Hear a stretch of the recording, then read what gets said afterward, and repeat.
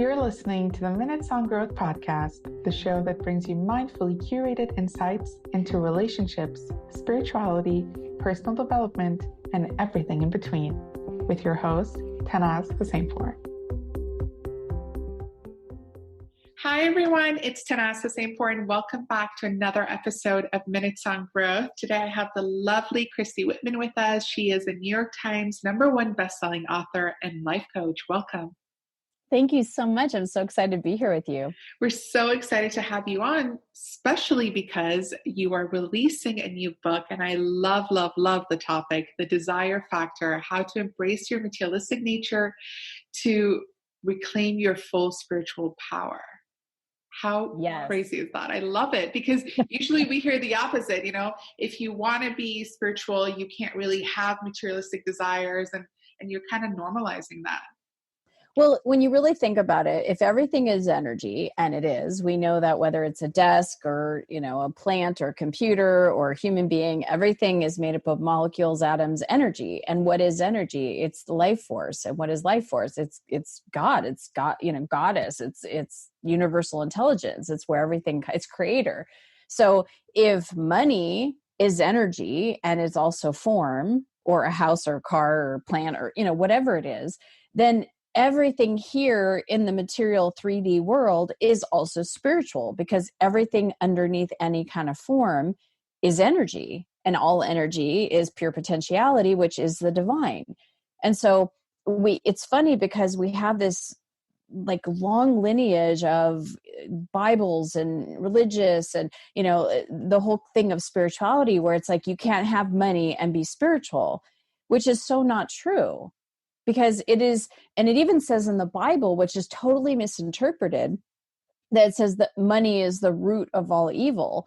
And the way it was interpreted was money was the root of all evil, which actually in the earlier testaments, it was greed. It was the greed is the root of all evil. So just because someone has a lot of money, it doesn't mean that they're greedy. Right? You do have, we do see evidence of that, right? You see, there are some people that have a lot of money and they are also greedy.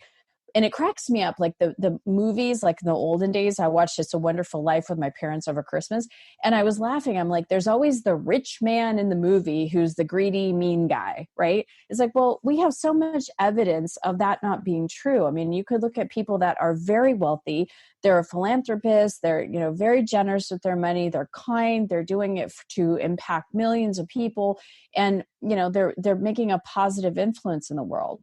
And so these are these kind of people that you have evidence that you can have money, be very spiritually connected, and do really good with your money.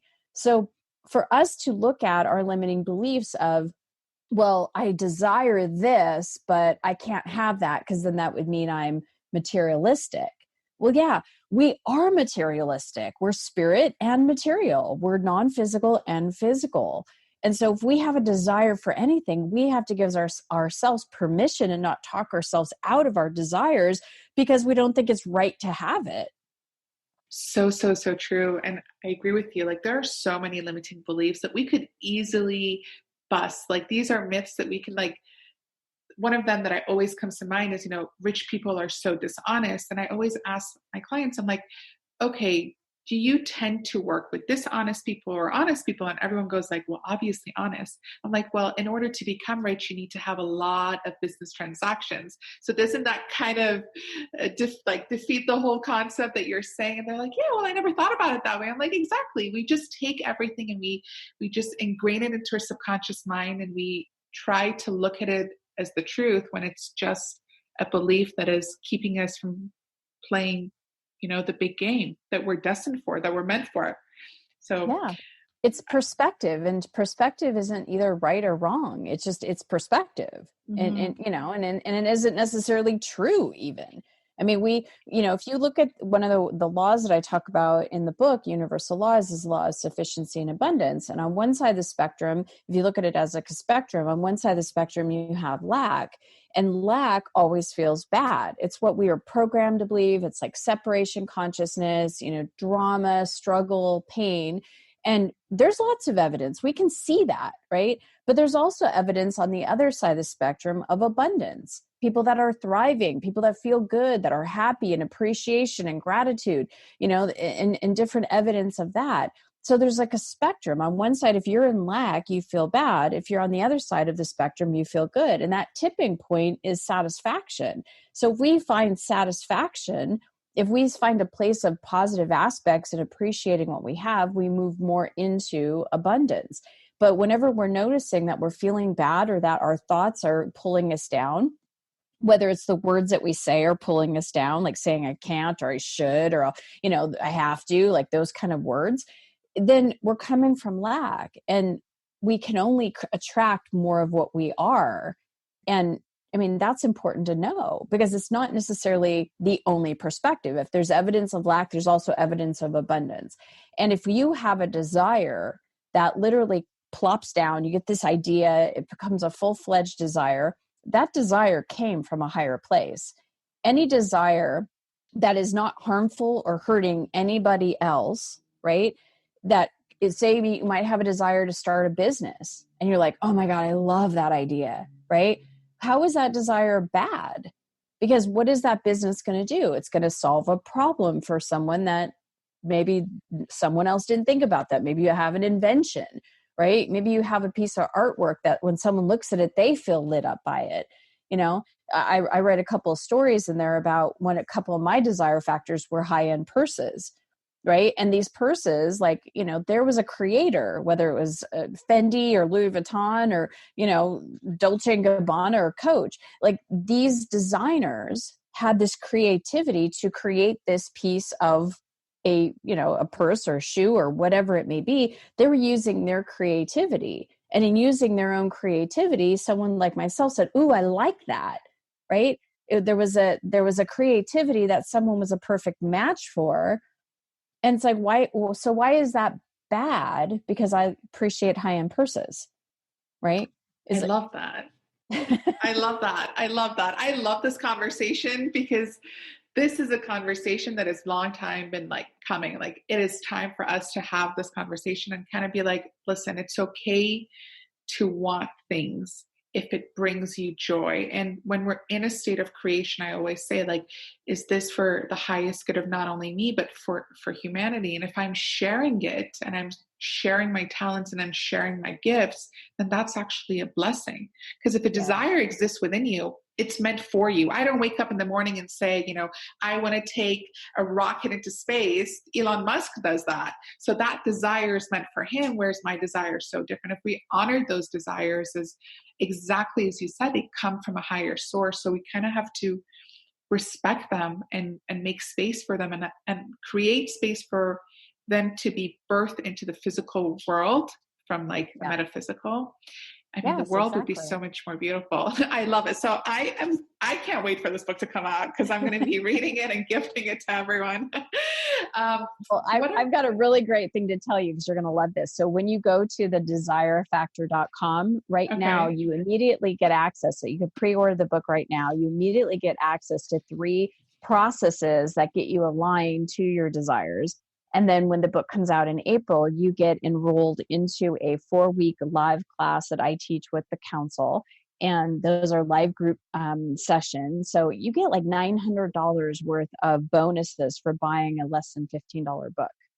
Amazing. I'm going there right now after this call and buying it, because we need this. We need this out there. And so a question that came up to me is, based on your research and the work that you've done as a coach, what do you think are some common obstacles that stand in the way of people actually pursuing their desires? And how can we actually overcome them? Well, the first one is our own mindset. So and you said it beautifully, it's like you have no desire to get on a rocket, right? But Elon Musk might, right? It's funny because like Michelle Obama and Oprah, they've been said, oh, you got to run for president. And both of them said, no, thank you.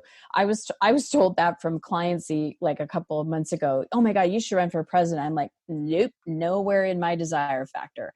There's nothing, so I have other desires that no way. Wouldn't even want to pursue that, look into it. and I look at a friend of mine, Marianne Williamson, who actually endorsed the cover of the Desire Factor. That's a desire factor for her. She went in the process of running for the presidency, right? That politics is her thing. So having an understanding of who we are and what lights us up or not, right? If having that awareness of, oh yes, that feels good, right? Or yeah, that's just not something I desire, right? That's one thing. But having the idea, the desire to come in and to feel my way into it and go, oh, I love that. And then to talk ourselves out of it, right? So say that I did feel an alignment with running for president, which, let's be clear, I do not. But say that I did, right? Had this idea and I went, oh, yes, that's something I'd want to do. And I felt my way into that going, oh my gosh, yes, that's something. But then I talked, who are you? Who do you think you are? You can't, there's never been a female president, right? There's no way. You don't know the first thing about doing that. How would you even do that, right? The mind, which is such a beautiful thing, but it has this tendency to look for all the ways we possibly can't do something. And then we listen to that mind, not looking at what's possible and how we feel about the desire and how much fun it would be or why the reasons we'd want it. We listen to that voice that says, who are you to do that? You can't do that. You don't know how to do that. Who would help you do that? And we listen to that and go, yeah, that's true. I don't have what it takes. Or, yeah, I don't know the first thing about it. Oh, well. And then we, pretend that the desire that just literally birthed something in us now doesn't exist. And once a desire is born within us and we resist it, now we feel bad. Because that birthing of the desire was a pure energetic movement through us, and now we're resisting the flow of it.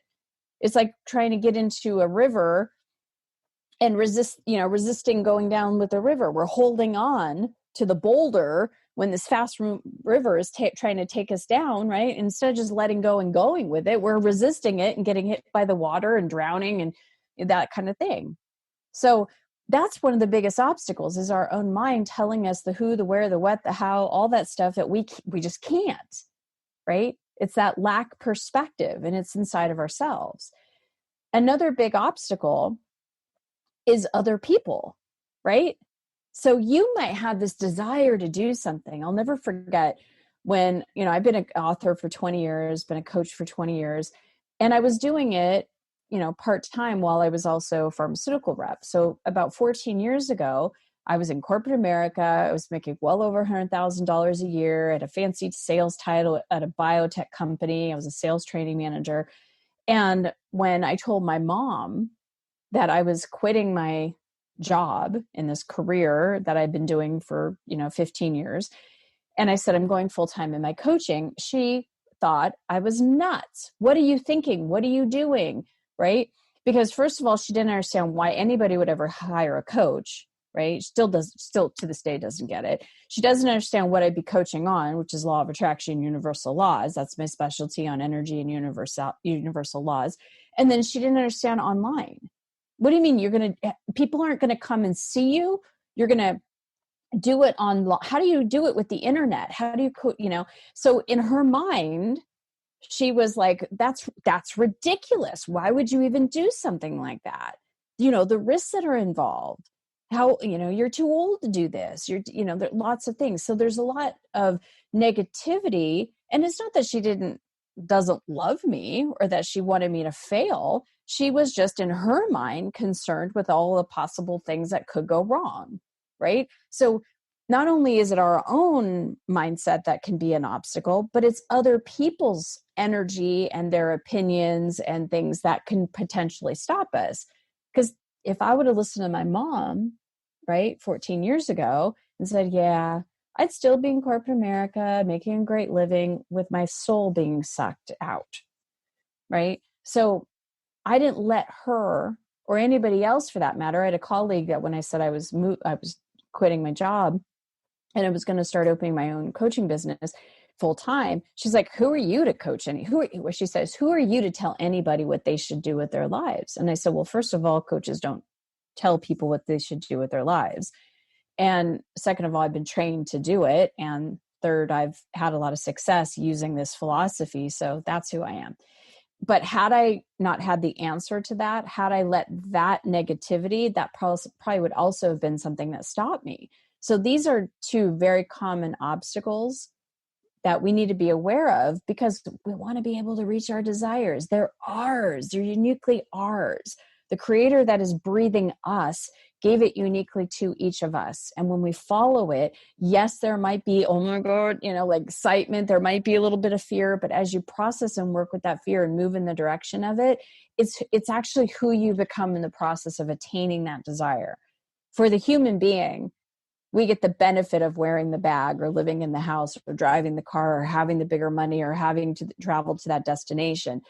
For the divine that's breathing us, the creator in us, it's who we became in the process of getting to that destination. Beautifully said. I always say, like, our life purpose, our life dharma isn't a specific job or a specific career, but it's who we embody in during that process of, fulfilling our destiny or going on that path. And it's more of an embodiment versus a destination. Yes. So I really, really like that. And as you were saying, the second obstacle, I was thinking of something Tony Robbins says that, especially when we're on this personal development journey, and whenever we learn something, we get so excited and we're like, let me call my friends and family. And like, you want to tell everyone what you've learned, but he was like, you need to distinguish between your friends and family and your personal development tribe, right? They are the tribe that you want to go to and share with them because they're on the exact same journey as you. They have the same mindset. They're going to be able to understand you and support you the type of support that you need to actually move the needle. Versus your friends and family, they could be lovely. I mean, we're not saying they're toxic. They could be the kindest people on the planet, but they just don't have the same belief system as us. So distinguishing that. And I always have to remind myself, like, Tannaz, when the student is ready, the teacher will appear. You don't need to like throw it on everyone and be like, you guys, like, this is the way the world should be. Yes. And the right person will come to you and ask. I learned that the hard way. And what I used to tell the coaches that I've trained and certified over the years is that it's kind of like you have got this cake that is like the most beautiful cake, and it tastes so good. It is the best thing ever. And you're eating this cake going, oh my God, this is fantastic. And then you go to your parents or you go to your friend or you go to your husband or your wife and you go, you gotta taste this cake. And they're like, no, thanks. And you're like, no, I'm telling you, this is the best cake ever. Here, taste it. Now you're in their face and they're like, I don't want any cake. And you're like, I'm telling you, you don't know what you're missing. You gotta taste this cake. And now they're pissed. They're like, get out of my face, right? I tell people, just, you know what? Enjoy your cake. Eat your cake. Those that want to taste your cake with you will taste your cake. Those that aren't necessarily wanting to taste your cake will see you enjoying your cake and wonder, what are you doing? Right? Wow, you look happy. What is it that you're eating over there? That looks pretty good. Can I try it? So, Exactly. Yeah. As we embody, it's like, I always say, like, embody it so you don't have to preach it. And people get so much easier attracted to actions versus words. I've noticed, like, there's always that inner critic is like judging you. So actions are much easier to attract people through. Yeah. Yeah. And here's something to really understand. If everybody, all your friends and family and everybody that you know, coworkers, whoever, if they fully understood your desire and what you're going for with your desire, they would have gotten the desire. You're the one that got it. It's unique to you. And that's an interpersonal, very intimate relationship between you and you. It's not about anybody else. And it's not about having them validate your desire. Half the time they wouldn't even understand it. Like my mom, I had this burning deep desire. It felt passionate, purposeful. I felt, every time I coached someone versus when I would go sell medication, I mean, I just felt totally in alignment. I couldn't explain that or have anybody else understand that unless they too had that same career path, spiritual path. And for me to try to describe that, well, someone could hear me and go, oh, she's pretty passionate about that. But for me, it was what was moving me. And it wasn't even a choice. It was like, quit my day job and go start my own coaching business. Or, I've got this book, say, for example, because all my books have been channeled through me. I have this book that wants to be out, and I have the desire to put it out there, but I stop myself. I wouldn't be flowing with the greater part of me. But I don't have to have anybody else justify or validate or approve of what my desire is, because it's a very personal thing between me and my divine life partner, the one that's breathing me and beating my own heart. Beautiful, beautiful. Can you speak a little bit about hidden desires? What are hidden desires that you talk about? So there are hidden desires that all people have, but we don't want to admit to other people. So for example, here's one. We all have a desire for more money. All of us, right? So for example, we all want to be in all sufficiency with money. Now, there might be different degrees. For someone else, being a millionaire, having $1 million might feel like all sufficiency. But if you really sat with that, you're like, oh no, I don't want to be a millionaire. Okay, so maybe your desire in all sufficiency would be having $500,000. But where you are right now, if you're struggling, if you're tired of, going paycheck to paycheck, or you're just enough, you always just seem to have just enough. There's always this desire that, God, I just wish I had a little bit more. I just wish I could make a couple more thousand a month. I wish I could make 100,000 more. It's all subjective, right? But it's like that desire for more money so that we have a better lifestyle, so that we feel more security, or that we have more freedom. Most people have that desire, but will never admit it to people because it's bad desire. They consider it and deem it a bad desire. Wow. How can we get past that resistance in our mind?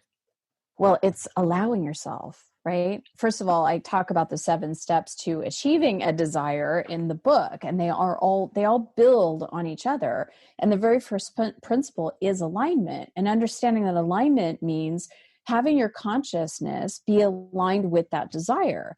And our consciousness, when you really think about it, is the words that we say, right? In the beginning, there was the word. Like, words have creative power. The very words that we say, words lead to thoughts, right? Thoughts lead to perspectives. Perspectives lead to emotions. And all of that leads to the actions that we take. And so aligning those different parts that nobody else has control over, nobody can put words in your mouth, nobody can think thoughts for you, nobody can change your perspective, nobody can feel for you, nobody can take your actions. That's all an individual free will choice.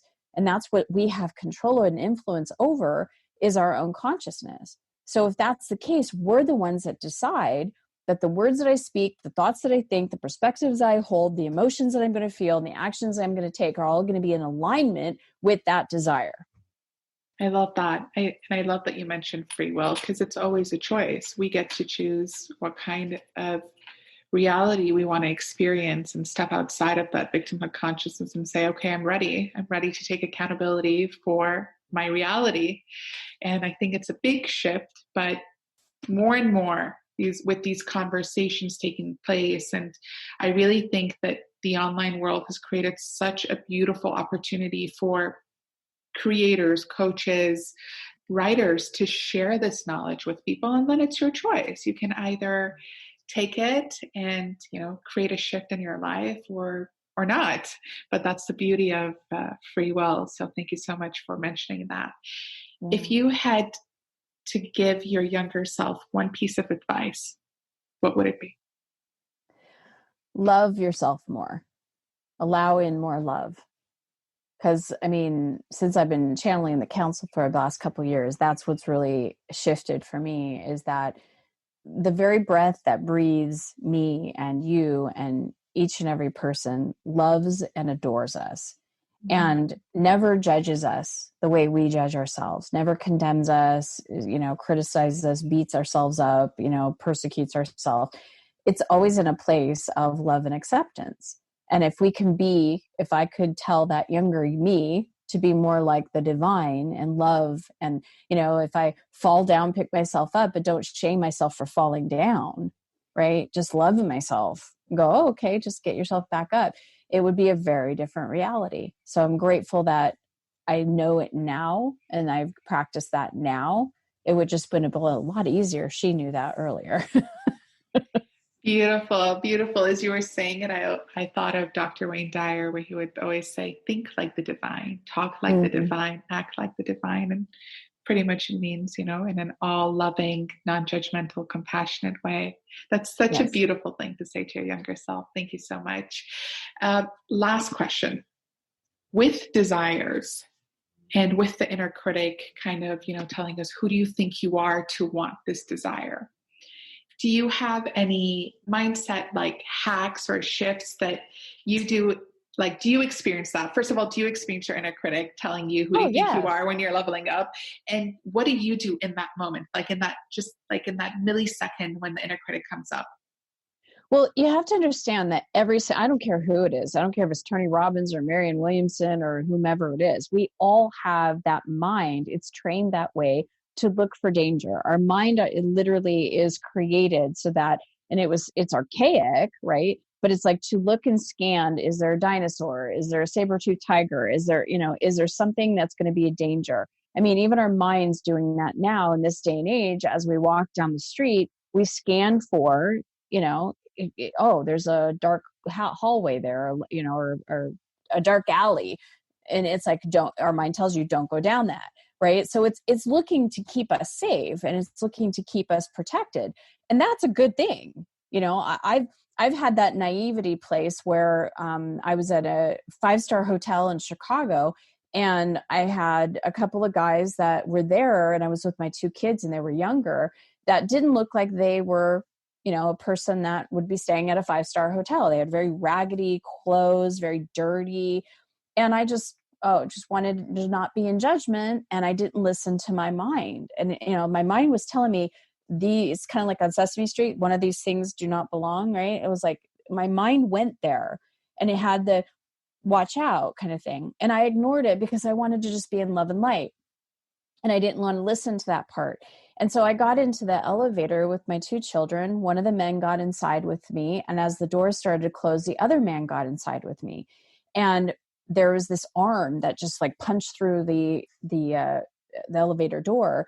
And the guy opened up the door and he told the 2 men, you get out, you get out. And the door closed. The guy that told them to get out came in the elevator and he turned around and he goes, these 2 men were not a guest of the hotel. You were just a target. They were probably going to rob you or worse. And he said, I'm a bellman at the hotel. The door opened, he gets out and the door closes. And I'm like, what? Like, what just happened? My kids are like totally clueless, thank God, but they were like 4 and 5 at the time. And I got in the room and my heart was just racing. And I'm like, but I knew that because my mind told me that. But I didn't listen to that part of my mind, right? So it's not that we want to negate the mind ever, but to speak to that part of our mind and to go, okay, you know what? Yeah, you might have something here. Maybe I won't get in that elevator, right? But when the mind is telling you something irrational that, hey, oh my God, you could lose everything if you do that, right? You could quit your job and you could totally fail, right? It's like, well, yeah, that is a possibility, but that's not what I'm going to entertain. Thank you for sharing that. Thank you for making me aware of the worst possible scenario, but I got this desire. I'm going to have complete and total faith and move in every action that's been laid out before me. I'm going to move in faith. And if the energy continues to flow, I'm going to follow that. Right. So it's not negating or trying to kill the ego. It's understanding that just like the material world has a place in the spiritual world, the mind the oneness of who we are is there for us to utilize, but we don't want to give all of our attention and let that mind control us. We want to give more attention to the higher mind. So beautiful. Lots of hacks. So give attention to the higher mind, talk to the mind, understand the mind, have a conversation, say, okay, see you, but I'm going to focus on elsewhere and I'm going to have faith Beautiful, wonderful, wonderful tips. Thank you so, so much, Christy, for sharing all your wisdom with us and all your insights. It's been a pleasure having you on, and I can't wait to read the book. Oh, thank you so much. You can go to thedesirefactor.com for the book and the pre-launch. But what was I going to say? Thank you for what you're doing to add light to the world and all you're doing in service. Thank you, Christy, and thank you everyone for listening. Speak soon. Thank you for joining us this week on Minutes on Growth. If you enjoyed today's episode, then make sure you never miss a show by clicking the subscribe button now.